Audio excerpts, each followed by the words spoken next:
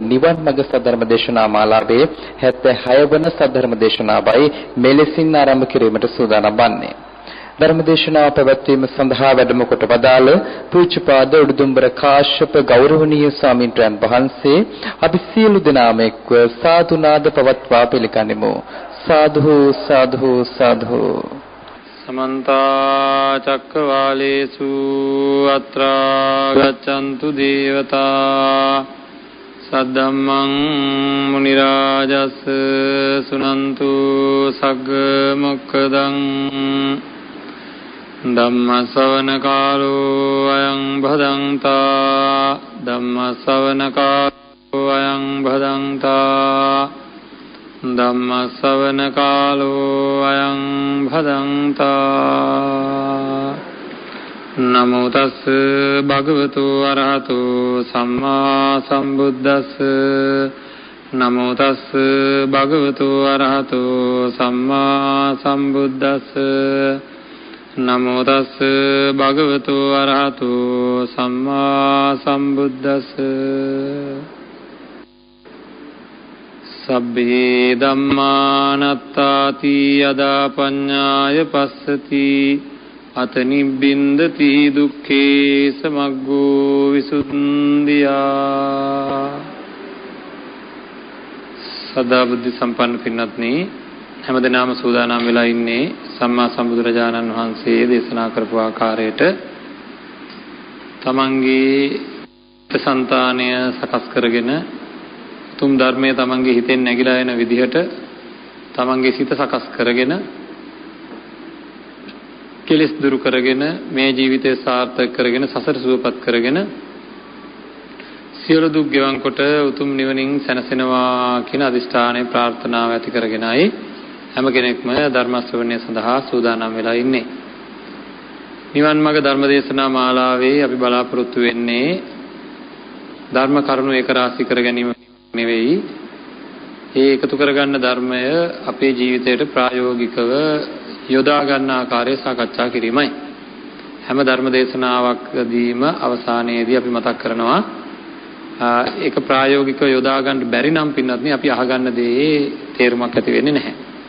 ඉතින් ඒකින්ද තේරුමක් ඇති වෙන්නේ නැතුව නෙවෙයි, නමුත් අපි ප්‍රායෝගිකව යොදා ගන්න ලොකු අදිෂ්ඨානයක් අපි තුල තියෙන්න ඕනේ. නැත්නම් ඒයින් අපිට ඵල ප්‍රයෝජන ලබා ගන්න අපහසුයි. හිත අකුසලයන්ගෙන් පිරිසුදු කරගන්න ඕනේ. අකුසලය තමයි හිත අපිරිසුදු කරන්නේ. මේ හිත පිරිසුදු කරගත්තොත් ඒ පිරිසුදු සිතකට තමයි ධර්මය අවබෝධ වෙන්නේ. ඉතින් ඒකින්ද හිත අපිරිසුදු කරවන ධර්මතාවලින් හිත අයින් කරන විසුද්ධීන් සම්පාදනය කර ගැනීම, සීල විසුද්ධිය, චිත්ත විසුද්ධිය, ධිට්ඨි විසුද්ධිය, කාංකා වේතරණ විසුද්ධිය, මග්ගා මග්ග ඥාන දර්ශන විසුද්ධිය ආදී වශයෙන් තියෙන විසුද්ධීන් සම්පාදනය කර ගැනීමේ ආකාරය පිළිබඳ සාකච්ඡා කෙරෙන දින කීපයක් තමයි මේ දවස්වල අපි සිද්ධ කරමින් ඉන්නේ. ධිට්ඨි විසුද්ධිය ගැන කතා කරද්දී ඒ ධිට්ඨි විසුද්ධියේහි නාම රූප වශයෙන් තමන්ගේ මේ ජීවිතය මම මගේ දරුවාය, අම්මාය, සහෝදරයාය කියලා ගත්ත ඒ කොටස් නාම රූප පරම්පරාවක් විතරය කියලා දැනෙන ගානට ඒවා තේරුම් ගන්න අවශ්‍ය කරන නුවණ ඇති ඒ සඳහා කරන විදර්ශනාව සිද්ධ කරන්න සූදානම් වෙනකොට අපි දන්නවා ඒවායේ යථාභූත ස්වરૂපය හොයාගන්න ගියාම ඒ වාගේ හිත නවතින්නේ නැහැ. නවතින්නේ නැතුව වෙනත් තැන්වලට යොමු වෙනවා. ඉතින් ඒ මූලික වශයෙන් ඉදිරියට එනකොට අපි ටික අවබෝධ කරගත යුතු දේවලුත් දැන් නාම පරම්පරාව පිරික්සලා එහි ලක්ෂණ දැනගන්න ඕනේ. ක්‍රියාකාරීත්වය දැනගන්න ඕනේ. රූප පරම්පරාව පිරික්සලා එහි ලක්ෂණ දැනගන්න ඕනේ. ක්‍රියාකාරීත්වය දැනගන්න ඕනේ. ඉතින් ඒ කාර්යත්වය තුල තියෙන්නේ ඇතිවීම නැතිවීම ස්වභාවයක්. හැම වෙලෙම ඇති වෙනවා නැති වෙනවා. ඒ ඇතිවීම නැතිවීම තුල අපි පිරික්සලා බලනකොට වෙනස් වෙලාමයි දැන් ඇති වෙනවා නැති වෙනවා කියවම නැති වෙන දේ නැවත ඇති වෙනවා. නමුත් ඒ නැවත ඇති වෙන දේවල් වෙනස් වෙලාමයි ඇති වෙන්නේ. අන්න ඒ වෙනස් වෙලා ඇති වෙන ස්වභාවය තමයි අනිත්‍ය ස්වභාවය කියන්නේ. අනිත්‍ය ලක්ෂණය කියලා කියන්නේ. එතකොට මේ වෙනස් වෙන දේවල් විපරිණාම බවට පත් වෙන හැම දෙයක්ම යමක් කැඩෙනවා නම් බිඳෙනවා නම් පළුදු වෙනස් වෙනවා නම් ඒවා දුක පිණිසම හේතු වෙනවා. ඉතින් ජාති ජරා ව්‍යාධි මරණ ශෝක පරිදේව වශයෙන් මෙහි බොහෝ දුක් ලක්ෂණයන් තියෙනවා මේ සංස්කාර පොදිය උපාදාන කර ගැනීමෙන්.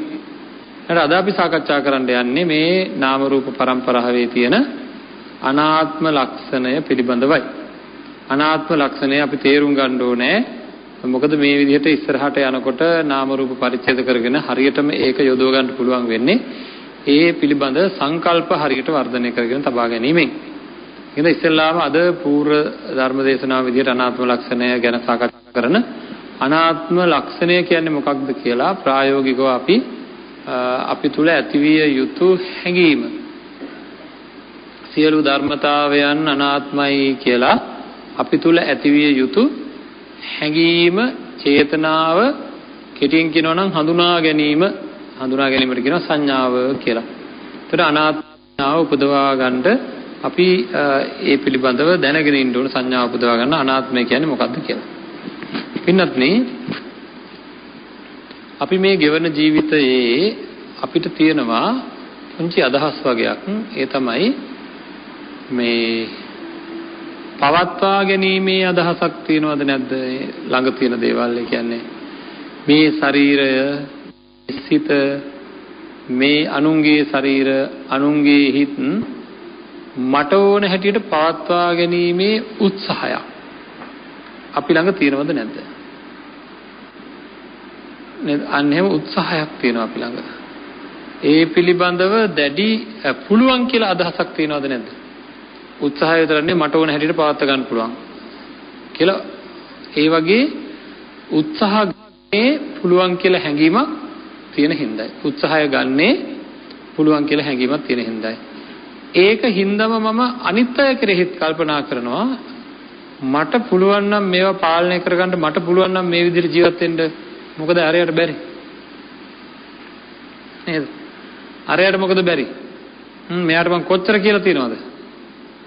කියලා තියනවද කියලා හරියට අන්න ඒ වගේ උත්සාහක, ඒ වගේ දැඩි හැඟීමක, දේශසහගත හැඟීමක වෙලාවක මොකද යාට බැරි කියලා දේශසහගත හැඟීමක අපි ඉන්නවා. ගැටීම් ඇති කර ගන්නවා. පින්වත්නි, හරියට මේ කාරණාව තේරුම් ගත්තොත් දැන් මේක තේරුම් ගන්න එන ගමනේදී ඒකාග්‍ර හිතක් ඇති කරගන්න මෛත්‍රිය ආදී ඕනුණා තමයි.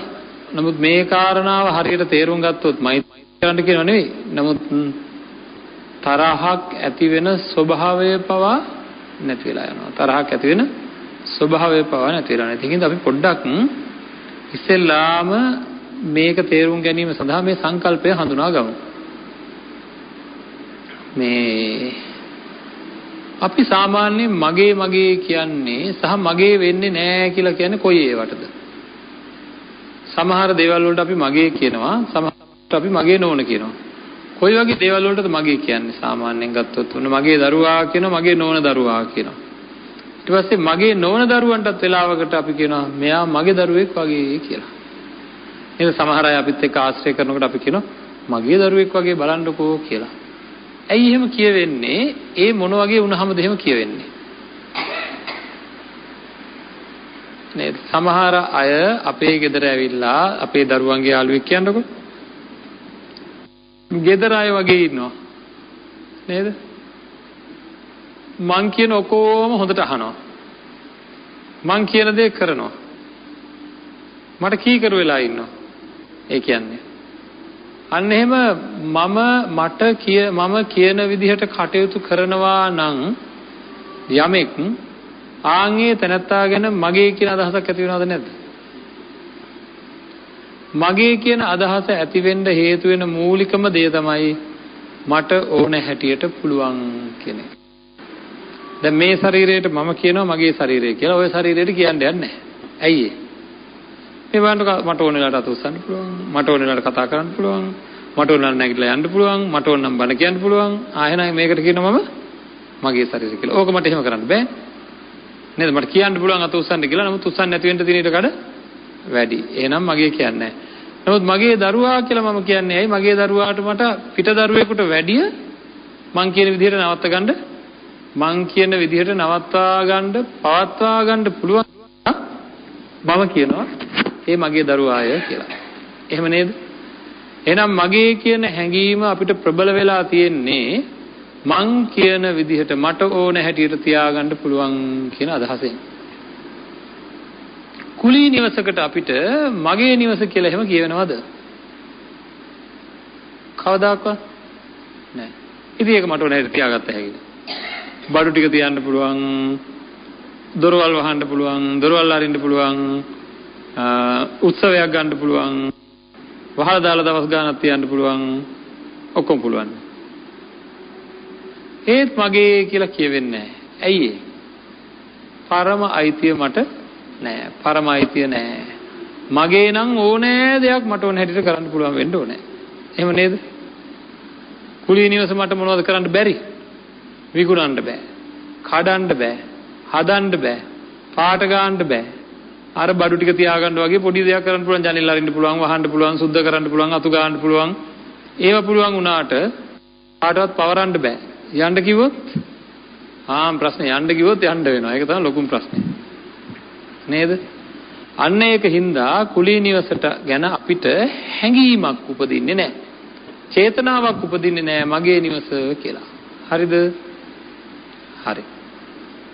හොඳයි. කුලී නිවසේ ඉන්න කෙනෙකුට අපි කියනවා ඔයාගේ කුස්සිය පොඩි වැඩිනේ කියලා. එයා මොනවා කියයිද අපිට? මොනවා කරන්නද ඉතින්? ඔයා ගාලා තියෙන පාට හොඳ නෑ නේ කියනවා. එතකොට මොනවා කියයිද? මොනවා කරන්නද කියනවා. නේද? ඒක මගේ වැඩක් නෙවෙයි කියනවා. හොඳයි. එහෙනම් කරන්න දෙයක් නැත්තම් ඒක මගේ වෙන්නේ නෑ. මොනවා කරන්නද කියලා කියනවා. මේ ශරීරය නැත්තම් මේ මූණ හොඳද? හම්බෙලා තියෙන මූණ හොඳද? හොඳ මදිද? මේක හොඳ මදි, මේක මහා කැත විදිහට හම්බෙලා තියෙන්නේ නේද? මං අහනවා හොඳ මදි මූණ තියාගෙන ඉන්නේ ඇයි? හොඳ මදි මූණ තියාගෙන ඉන්නේ ඇයි ඉතින්? වෙනස් කරගන්නකො. කරන්න දෙයක් නෑ. උස වැඩි කියලා කිව්වොත් කෙනෙක්ව දැකලා කියන උස වැඩිනේ. කරන්න දෙයක් නෑ. කොට වැඩිනේ. කරන්න දෙයක් නෑ. සුදු වැඩිනේ. මහත වැඩිනේ. කරන්න දෙයක් නෑ. මේ ශරීරයේ ක්‍රියාකාරීත්වය පින්වත්නි ස්වභාවය මේ ශරීරයේ ස්වභාවය ගත්තොත් මට ඕන හැටියටද හැදිලා මේ ශරීර ස්වභාවය ගත්තොත් මට ඕන හැටියට හැදිලා තියෙන්නේ නෑ නේද? එතකොට මට ඕන හැටියට නෙවෙයි නම් හැදිලා තියෙන්නේ. මට ඒක කඩන්නත් බැයි නම් හදන්නත් බැයි නම් පාට ගන්නත් බැයි නම් වෙන කෙනෙකුට පවරන්නත් බැයි නම් හරි යන්න කියන වෙලාවක කුලී නිවසෙන් නම් අඩුම ගානේ මාස 3ක්වත් කල් දෙනවා. යන්න කියලා මේක කොහොමද? කොයිසනේ යන්න කියයිද දන්නේ නැහැ. එහෙනම් මේ ශරීරය ගැන මගේ කියලා කියන්න පුළුවන්කම තියනවද? ඒ කුලී නිවසේ බඩු ටික තියන්න පුළුවන්, පිරිසිදු කරන්න පුළුවන්. ඉතින් මේකෙත් පිරිසිදු කරන්න පුළුවන්, එහාට මෙහාට අතපය හොල්ලන්න පුළුවන්, ඒවා කරන්න පුළුවන්. ඒ වුණාට අර කුලී නිවස වගේම කාටවත් පවරන්නත් බෑ, පාට ගන්නත් බෑ, කඩන්නත් බෑ, බිඳින්නත් බෑ, මොකක්වත් කරන්න පුළුවන් කමක් නැත්තේ නැහැ. එහෙනම් මේ ශරීරයට මගේ කියන්න පුළුවන්කම නැත්තේ නෑ. වශයෙන් බලනකොට මේ ශරීරය මගේ කියලා කියන්න පුළුවන් කමක් නැත්තේ නෑ. හරිද? ඒක එහෙම නේද? මේ ක්‍රියාකාරීත්වය කොහොමද දන්නේ? ක්‍රියාත්මක භාවය කොහොමද දන්නේ? මොහොතක් හිතන්න දැන් උදෑසන ආහාරය අරගෙන ඉන්නේ ධර්ම ශ්‍රවණය කරන අය. ආහාරේ කොච්චරක් දැන් දිරවල තියෙනවද දන්නේ? පණිවිඩයක් දුන්නද ආමාශයට? අද මේකෙන් මෙච්චරක් ගන්න මෙච්චරක් මේ ගන්න තමයි ගන්න ඕනේ කියලා එහෙම පණිවිඩයක් දුන්නද? නෑ. එහෙම අපි දෙනවද? නෑ. කවුද දන්නේ වැඩේ කරන්නේ? මහා බ්‍රහ්මයාද? මං අන්න දෙනවා එහෙමද? නෑ මම ආන දෙන්නේ නෑ. මම මේ පිළිබඳව දන්නේවත් නෑ. මේ හුස්ම ගන්නෙ මන්ද?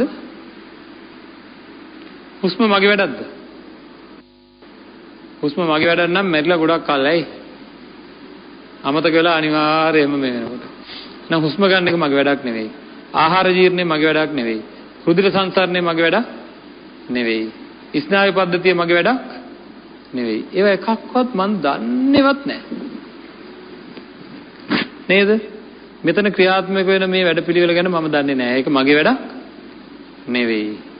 ඊළඟට මගේ කියන්න පුළුවන් කමක් නැත්තේ නෑ. ක්‍රියාකාරීත්වය වශයෙන් උත් බෑ. තව වැඩ වගේක් තියෙනවා. ඔන්න දරුවෙක් ඉන්නවා අපිට. මගේ දරුවා කියලා එන හොඳට හැදිච්ච දරුවෙක් ඉන්නවා. හදිස්සියෙම ඔන්න ලොකු උස්මහත් වෙනකොට පුළුවන් තරම් හිතුවක්කාර වෙනවා. කියන දෙයක් අහන්නෙම නැහැ. මොනවා හරි කරන්න එපා කිව්වොත් ඒකමයි කරන්නේ. ඒකේ සීමා පැනලා ගියොත් දිගටම හිතුවක්කාර නම් අන්තිමට දෙමව්පිය මොකද කියන්නේ? නේද? මේ නම් දැන් අපේ සමාජය එහෙම කියනවා 3 මාස දානේ දීලා අයින් කරා. මගේ එකෙක් නෙවෙයි. මගේ එකෙක් නෙවෙයි විදිහට මං සලකනවා. මගේ නෙවෙයි කියලා හිතන එතකොට. නේද? ඔව්. හිතුවක්කාර නම් මගේ වෙන්න විදියක් නැහැ. ඔන්න ඒ වගේ මේ ඇහැ බලන්න පොඩ්ඩක්. ඇහි ක්‍රියාකාරීත්වය ගත්තොත් මගේ එකම අදහස ප්‍රිය රූප බැලීමද නැද්ද? මං ඇහැ පාවිච්චි කරලා ප්‍රිය ඒවා බලන්නයි මගේ අදහස. හැබැයි මේ ඇහැ මට අප්‍රිය රූපත් පෙන්වන්න නැද්ද? මෙහෙම කරලා බලන දැන් අපි තුමු උදේ පාන්දරක මම කොහරි ගමනක් යන වෙලාව මොන හරි ලස්සන තැනක තියෙන ලස්සන දෙයක් දිහා බලනවා.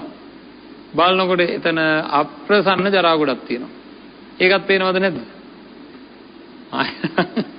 එහෙනම් මගේ ඇහැට මගේ කිසිම අවසරයක් නැතුව මං අකමැති දේවල් පෙන්වනවද නැද්ද?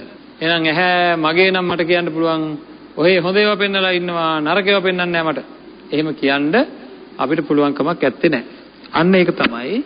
ඒකින්ද තමයි අපි කල්පනා කරන්න ඕනේ මේ ඇහැ එහෙනම් මගේ වැඩක් නොවන වග. ඊළඟට කනෙන් අපි කැමති සද්ද අහන්න තමයි කන තියෙන්නේ.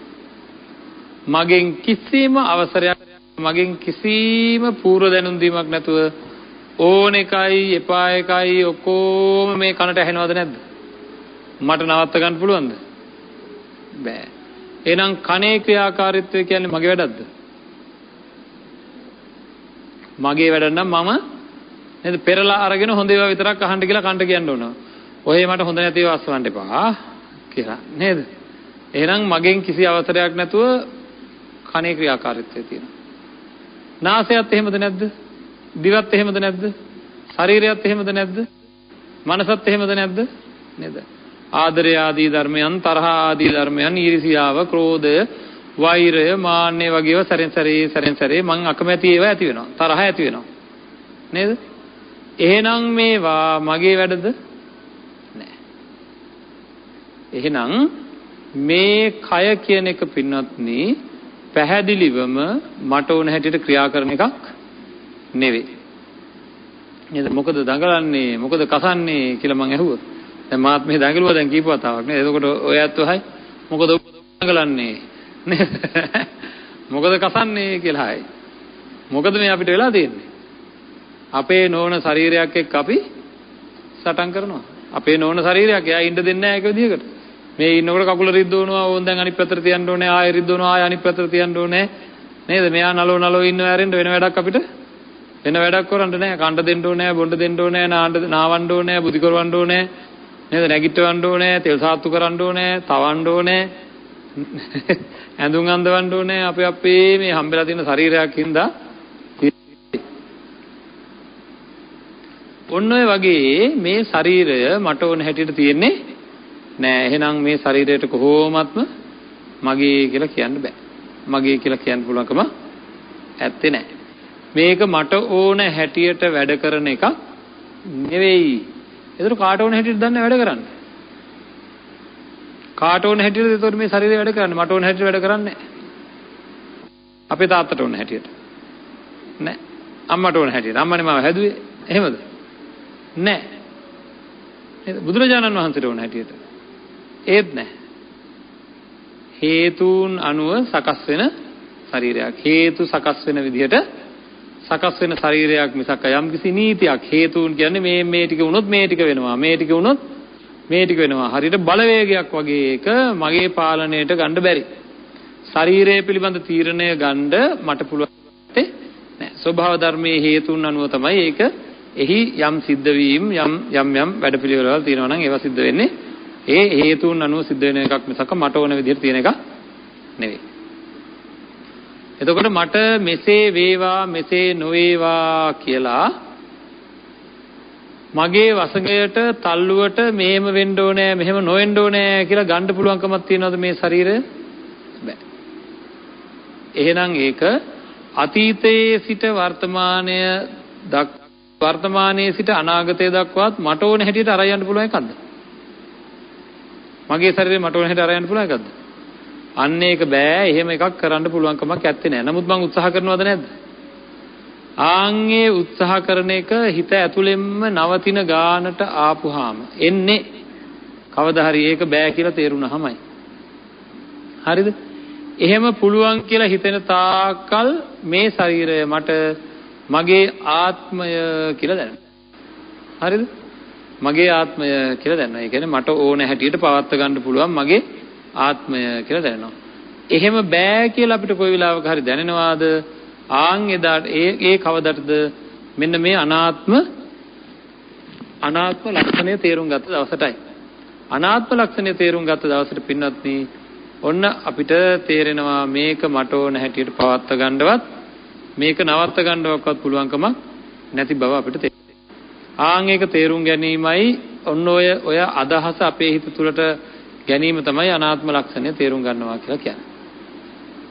නමුත් දැන් අපිට අදහසක් තියෙනවා මේ ශරීරය මට නටවන්න පුළුවන්, දුවවන්න පුළුවන්, නැගිටවන්න පුළුවන්, ඇවිද්දවන්න පුළුවන් කියලා. නේද? දැන් ඒක කරන්න පුළුවන් වගේ තේරෙනව නේද? ඒක ගැනත් අපි පොඩ්ඩක් විමසලා බලන්න ඕනේ. මම මේකට උදාහරණයක් කියන්නේ මෙහෙම එකක්. උදේ 4ට එලාම් එක තියලා නැගිටින්න බුදිය ගන්නවා. දැන් එලාම් එක වදිනවා. එලාම් තිබ්බේ නැගිටින්න බලාගෙන්නේ. දැන් නැගිටින්න පුළුවන්ද? එලාම් එක වදිනකොටම හුඟක් අයට නැගිටින්න පුළුවන්ද?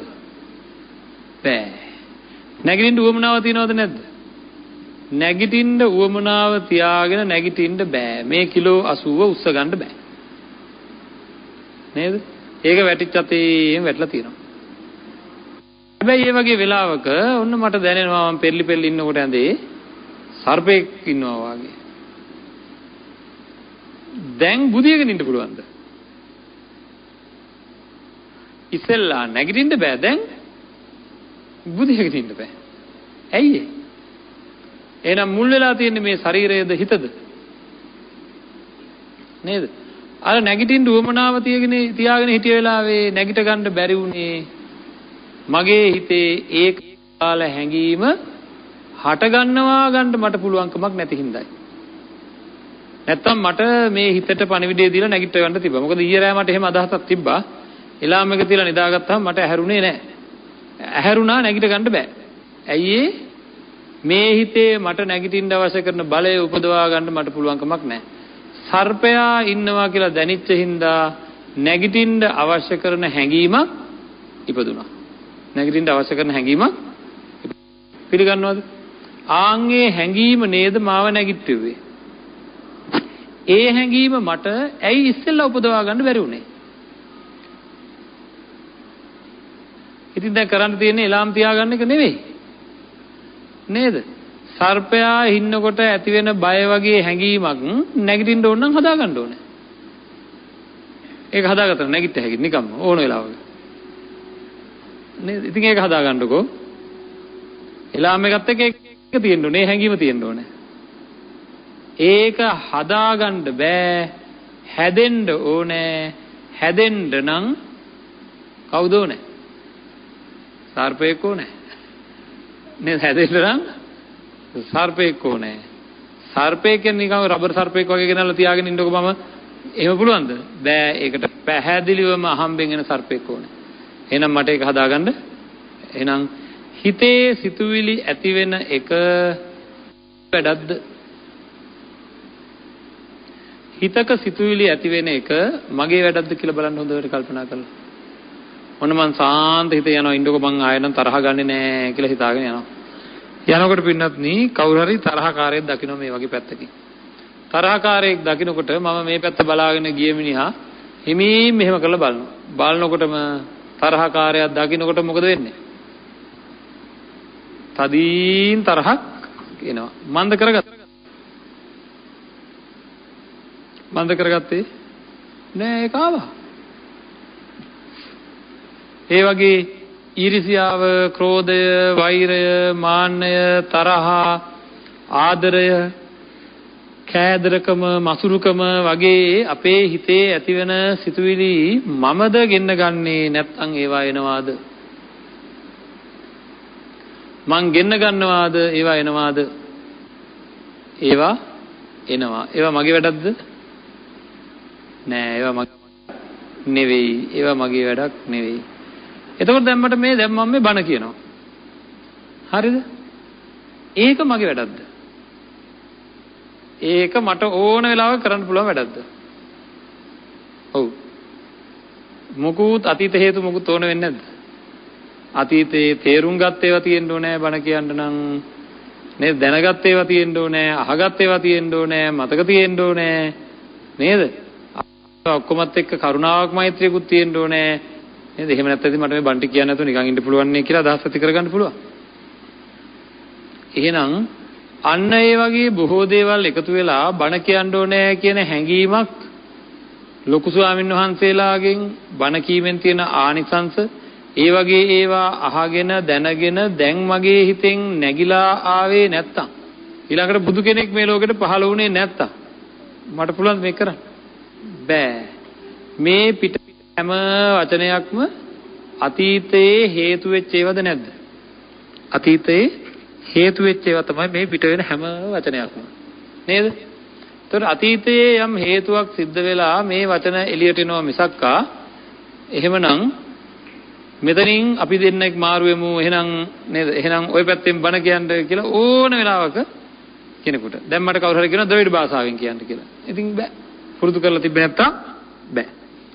භාෂාවෙන් කියන්න කියනවා. පුරුදු කරලා තිබ්බේ නැත්තම් බෑ. එහෙම නේද?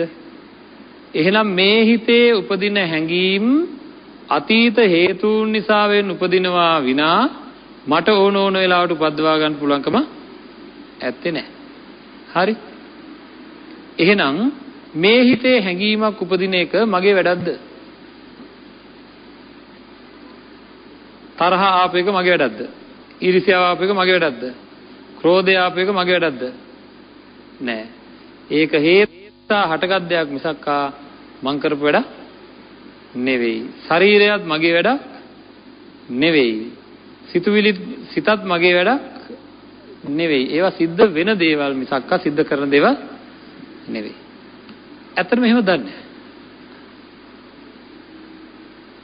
ඇත්තටම ඔන්න ඔය අනාත්ම ලක්ෂණය මට ඕන වෙලාවට ගෙන්න ගන්නත් බෑ. මට ඕන වෙලාවට නවත්ත ගන්නත් බෑ. මට ඕන තරම් කාලයක් පවතින්නෙත් නෑ. මට ඕන තරම් කාලයක් නවතින්නෙත් නෑ. මොකක්වත් හරියන්නේ නෑ. ඔක්කොම අතීත හේතු නිසාවෙන් සිද්ධ වෙන ක්‍රියාවලියක් මෙතන තියෙනවා. හැම දෙයක්ම එහෙමයි. මගේ කියලා ගත්ත මේ හැම දෙයක්ම අතීත සිතුවිලි හේතු වෙලා ප්‍රත්‍ය වෙලා සකස් වෙන දෙයක් මිසක්ක මට අයිති දෙයක් නෙවෙයි. එහෙම නේද? හරි. ඔන්න ඕක හැඟීමක් විදිහට හඳුනා ගැනීමක් විදිහට චේතනාවක් විදිහට අපේ හිතේ නැగిලා එන්න ඕනේ හැම නිමේෂයකම. දැන් අන්න එහෙම නැත්නම් අපේ ජීවිතේ කොච්චර පහසු වෙනවද? ජීවිතේ ජීවත් කරවද්දී කොයිතරම් ලේසිද කියලා අපි පොඩ්ඩක් විමසලා බලමු. ඇත්ත කතාව ඒකනේ. කෙනෙකුට තරහ එනවා කියලා කියන්නේ ඒක එයා කරගන්න වැඩක් නෙවෙයි. තරහෙන් බයිනවා කියන්නේත් එයා කරගන්න වැඩක් නෙවෙයි. ඒක එයාට සිද්ධ වෙන දෙයක්. දැන් මම මේ ඔක්කොම ඉන්න තැන මොකක් හරි ඕන නැති කතාවක් කියනවා. නැත්තම් මම මේ බණ කී ඉන්න තැනට කවුරු හරි ඇවිල්ලා පින්නත් නේ බණ කියන තැනට කවුරු හරි ඇවිල්ලා හොඳට බැනලා යනවා. මට බයිනවා. මට බයි ඔය තැන් වල ඉන්න ඇත්තන්ට එකම හැඟීමද පහළ වෙන්නේ. සමහර කට්ටියට හරියට තරහයයි. සමහර කට්ටිය ගහන්න පණි. නේද? සමහර කට්ටිය කියයි ඔවා ගණන් ගන්න දෙයක් නැහැ කියලා. සමහර කට්ටිය උපේක්ෂාවෙන් ඉඳී. සමහරක් කට්ටිය කියයි හොඳ වැඩේ කියලා. එහෙම කියන කට්ටියත් ඉන්න පුළුවන් දෙයිද? ඒ මොකද ඒ වෙනස්? ඒ කෙනාගේ අවබෝධය, ඒ කෙනාගේ තේරුම අනුව අතීත දේවල් හේතු වෙලා තමයි එක එක සිතුවිලි එන්නේ. ඒ අතීත දේවල් හේතු වෙලා එනවා මිසක්කා මං ගෙන්න ගන්නවා නෙවෙයි. මට ඕන වෙලාවට ගෙන්න ගන්න පුළුවන්කමක් ඇත්තේත් නැහැ. එහෙනම් මේ මොහොතක මට මගේ අත උස්ස ගන්න අවශ්‍ය කරන සිතුවිල්ල අතීත හේතු අනුව සකස් වෙන්න ඕනද නැද්ද? මම ඇවිදිනවා නම් ඇවිදින්න අවශ්‍ය කරන සිතුවිල්ල අතීත හේතු අනුව සකස් වෙන්න ඕනද නැද්ද? මං කතා කරනවා නම් මං හිනහ වෙනවා නම් මං කරන හැම ක්‍රියාවකටම මුල් වෙන්නේ මොකද්ද? හිත. එහෙනම් ඒ හිත මට ඕන හැටියට හැදෙන එක නෙවෙයි. මට ඕන හැටියට නම් හැදෙන්නේ යනකොට කල්පනා කරන්න පුළුවන් දැන් ඇති හොඳටම දැන් නිවන් දකින්නවා කියලා හිතට කියන්න පුළුවන් වෙන්න ඕනේ. දැන් නිවන් දකින්නවා කියලා හිතට කියන්න පුළුවන්කම තියෙන්න ඕනේ. මට ඕන විදිහට නම් සකස් වෙන්නේ. නේද? එහෙනම් මේක මට ඕන හැටියට සකස් වෙන එක නෙවෙයි. හිතත් මට ඕන හැටියට නෙවෙයි. කයත් මට ඕන හැටියට නෙවෙයි. එහෙනම් මොකද්ද මට ඕන හැටියට? ගහගෙන යන ජලාශයක් වගේ මේ සිතයි කයයි ඒ දෙක නිකන් මේ ගලාගෙන යෑමක්. මේක තව හොඳට තේරුම් ගන්න පුළුවන් මේ තියෙන අනාත්මය. මම මෙහෙම කිව්වොත් ඒක හරි හොඳට ප්‍රකටවම හොයා ගන්න පුළුවන්. මේ අපේ ජීවිතේට බලහත්කාරකම් කරන දෙන්නෙක් ඉන්නවා. හරිද? බලහත්කාරකම් කරන දෙන්නෙක් ඉන්නවා හැම වෙලේම එයා ඒ දෙන්නා කියන විදිහට තමයි මට ජීවත් වෙන්න වෙලා තියෙන්නේ. කවුද දෙන්නා? කියන්නේ මොන කියනවා ඔක්කොම කරන්න වෙලා තියෙන්නේ. වෙන කරන්න දෙයක් නැහැ. කවුද දෙන්නා? සිතයි කයයි දෙක බලන්න කය බලහත්කාරකම් කරන්නේ නැද්ද කියලා ඉන්නකොට තියා ගන්නවා දකුණු කකුල උඩින් වම් කකුල කියලා. ඉතින් ඕ මං හරි මං තියා ගන්නම් කියලා තියා ගන්නවා. ආයෙ චුට්ටකින් ටිකක් වෙලා එහෙම තියාගෙනනොට කියනවා. ආයෙ තියා ගන්නවා දකුණු වම් කකුල දකුණු කකුල උඩින් වම් හරි කියලා තියා ගන්නවා. නේද? කසනවා කිව්වොත් කසන්න ඕනේ. නලියන්න කිව්වොත් නලියන්න ඕනේ. දඟලන්න කිව්වොත් දඟලන්න ඕනේ. වතුර ඕන කිව්වොත් දෙන්න ඕනේ. කෑම ඕන කිව්වොත් කෑම දෙන්න ඕනේ. නිදි කරවන්න කිව්වොත් නිදි කරවන්න ඕනේ. ඉතින් අන්න ඔක්කොම. ඒවා නොකර හිටියොත් මොකද කරන්නේ? දැන් දණිහ නමාගෙන ඉන්නවා රිදෙනවා දැන් කියන්නේ මට දිගාරින්න කියලා. නෑ ඉන්නවකෝ මම මට ඕන හැටියට ඉන්නේ කියලා හිටියොත් දඬුවම් දෙනවා. මොකක්ද දඬුවම? රීද්දෝනවා හොඳටම. එහෙනම් බලහත්කාරකම් කරනවද නැද්ද මේ ශරීරය අපිට? නේද? මම කියලා ගත්ත මගේ මේ ක්‍රියාකාරීත්වය මට වැඩිය බලවත් මහා බලහත්කාරකම් කරන ක්‍රියාකාරීත්වයක්. නේද? හරි. සිත කොහමද? එයත් එහෙමයි. උදේම කියනවා යනවා ගිහිල්ලා පුතා බලනවා කියලා. කිව්වහම මං හිතනවා යන්නේ නැහැ මම. කවුරු කිව්වත් යන්නේ නැහැ කියලා හිටියොත් මොකද කරන්නේ? හොඳටම රිදවනවා නේද? කැමති දේ බලන්න යන්න කිව්වහම කැමති දේ කිව්වහම ගියේ නැත්තම් මොකද කරන්නේ? හොඳටම රිදවනවද නැද්ද? එහෙනම් නොකර ඉන්න බැරි තත්ත්වයක් උදා වෙලා. එහෙනම් මේ ශරීරය සහ මේ හිත දෙකම මට ඕන හැටියට වැඩ කරනවා නෙවෙයි. ආන් ඒක හොඳින් තේරුම් ගන්න ඕනේ ඉස්සෙල්ලාම. කොහොමද ඉතින් මේක බලා ගන්න මේකට අපි මොකද කරන්නේ? තමාගේ කයේ ස්වභාවය සහ ක්‍රියාකාරීත්වය. හිතේ ක්‍රියාකාරීත්වය කියන දෙක වෙන වෙනම අරන් පිරික්සනවා. පිරික්ස බලනවා. මොකද්ද? ශරීරයේ ක්‍රියාකාරීත්වය සහ ස්වභාවය, සිතේ ක්‍රියාකාරීත්වය කියන දෙක අරගෙන පිරික්ස බලමින් මොකද කරන්නේ අපි? එහෙම පිරික්සන බලනකොට අපිට තේරෙනවා මේක මට ඕන හැටියට තියෙන එක නෙවෙයි කියලා. පිළිගන්නවද? හරි. හොඳයි. මට මේ හිතවත් මේ කයවත් මට ඕන හැටියට ගන්න බෑ කියලා මං ස්ථිරව දන්නවා නම් අපේ පුතාට කොහොමද දන්නේ? කල්පනා කරලා බලනවා මගේ දරුවාට කොහොමද දන්නේ? එයාට මේක මට ඕන හැටියට තියාගන්න පුළුවන් දන්නේ නැහැ. එයාට ඕන හැටියට එයාගේ කයවත් එයාගේ සිතවත් තියාගන්න පුළුවන් කමක් නැත්තේ නෑ. එතනත් හරියට නිකම් ඉපදී එන හැඟීම් වගේක් තියෙන්නේ නේද? ඒ හැඟීම් එයාට අයිතිත් නෑ. ඒ ක්‍රියාත්මක වෙන කය එයාට අයිතිත් නෑ. එහෙම නේද? එහෙනම් එයාගේ ක්‍රියාකාරීත්වය මම තියාගන්න හදනවද නැද්ද? එයාටවත් බැරි කොට එයාගේ ක්‍රියාකාරීත්වය තියාගන්න මම මොකද කරන්න යන්නේ? මට ඕන හැටියට තියාගන්න හදනවා. ඒක පුළුවන් වැඩක්ද? අන්න ඒ ලක්ෂණය තමයි ආත්ම කොට ගන්න ලක්ෂණය. මට ඕන හැටියට මෙසේ වේවා මෙසේ නොවේවා කියලා මට ඕන හැටියට වේවා නොවේවා කියලා හිතලා නේද? මෙහෙම කරගන්නවා කියලා ගන්න බෑ. හරිද? හරි.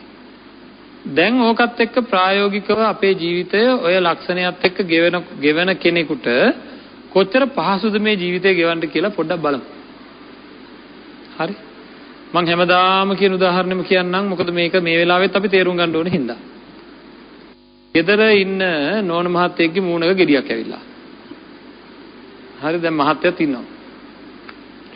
උදේම මහත්තයාට හරියට කේන්ති යනවා මේ ගෙඩිය දැකලා. තමුසේ මොකද ගෙඩියක් දාගත්තේ? කියලා තරහ යනවද? නෑ. ඇයි තරහ යන්නේ නැත්තේ? ඒ දාගත්ත ගෙඩිය එයා කරගත්ත එකක් නෙවෙයි හින්දා. එයා කරගත්ත එකක් නෙවෙයි. ඒක එයාට ආපු එකක්. නේද? නෝන මහත්තයාට හොඳටම තරහ ගිහිල්ලා මහත්තයාට බයින්න පටන් ගන්නවා. ඒ වෙලාවට මොකද්ද? ඒක එයා කරන එකක්ද එහෙනම්? ඒක එයා කරන එකක්ද? නෑ ඒකත් එයාට ආපු එකක්.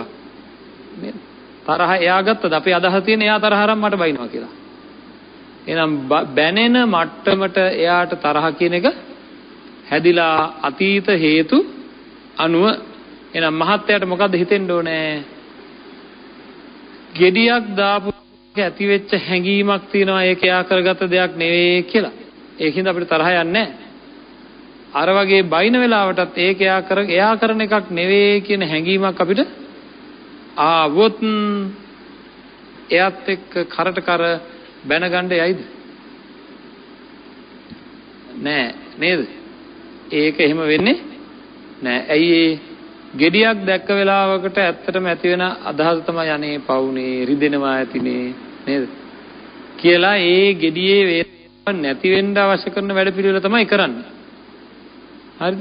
හොඳයි දැන් නෝන මහත්තයාගේ මූණේ ගෙඩියක් තියෙනවා දැකලා ඉන්නවකෝ හොඳ වැඩක් කරන්න මෙයා මොකටද ගෙඩිය දාගත්තේ කියලා මහත්තයා ගිහිල්ලා ඇණයක් රත් කරගෙන ඇවිල්ලා අර තුවාලෙට දාලා ජර ගාලා පුච්චැව්වොත්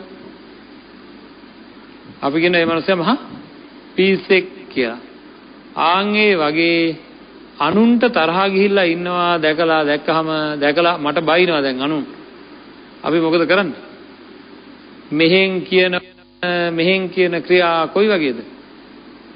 හරියට රත් වෙච්ච යකඩයක් අරන් ගිහින් තුවාලෙට දාලා පාරනවා වගේ වෙන කෙනෙක්ගේ තරහට පෝෂණය වෙන දේවල්ම අපේ පැත්තෙනුත් කියවෙනවද නැද්ද? ඇයි අර හැඟීම නැති හින්දා කවුරු හරි තරහ ගිහිල්ලා අපිට බනිනකොට අපිට දැනෙන්න ඕන මොකද්ද? ඒක එයා කරන දෙයක් නෙවෙයි කියලා. ඒක එයා කරන දෙයක් නෙවෙයි. ඒක එයාට සිද්ධ වෙන දෙයක් මිසක් කරන දෙයක් නෙවෙයි. සිද්ධ වෙන දෙයක් ඒක.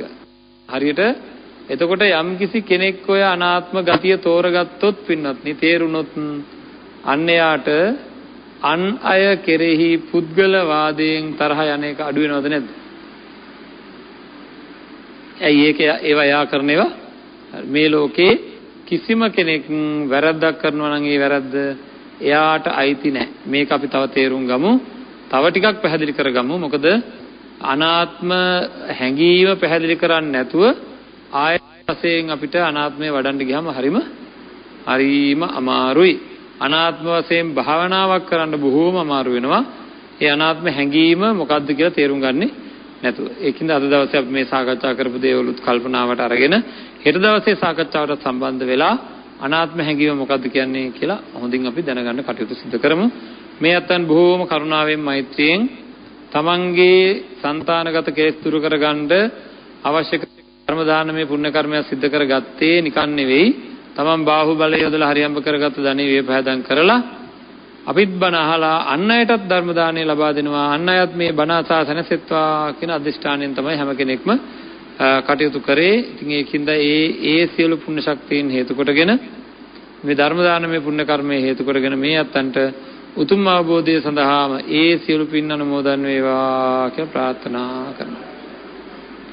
ආකාසට්ටා චුම්මට්ටා දේවා නාග මහිද්దికා පුඤ්ඤන්තං අනුමෝදිත්වා චිරං රක්ඛන්තු ශාසනං චිරං රක්ඛන්තු දේශනං චිරං රක්ඛන්තු මං පරන්ති.